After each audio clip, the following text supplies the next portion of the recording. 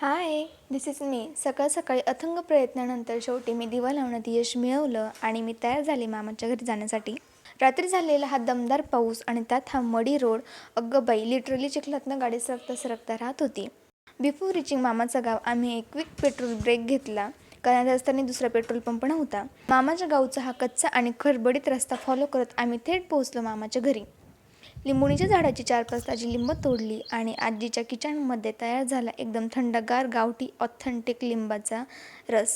एक ग्लास लिंबू सरबत पिऊन मी निघाले माझ्या मँगो मिशनवरती. पण सॅडली झाडाला एकही आंबा नव्हता, होती ती फक्त हिरवी पालवी. हिरवंगार कोबीचं शेत पाहिलं आणि मी परत घरी आले. आम्ही अगं आजी नको, आम्ही जेवण करून आलोय. तरीही तिने झटपट पोहे बनवले. 4-5 पोह्यांचे घास खाल्ले. निघताना आयपीक मोगऱ्याची फुलं आणि जायचं मन तर नव्हतं, पण आता जावं लागणार अशी मनाला समजूत घालत आजीला एक टाईट हग करून बाय केलं आणि आम्ही निघालो.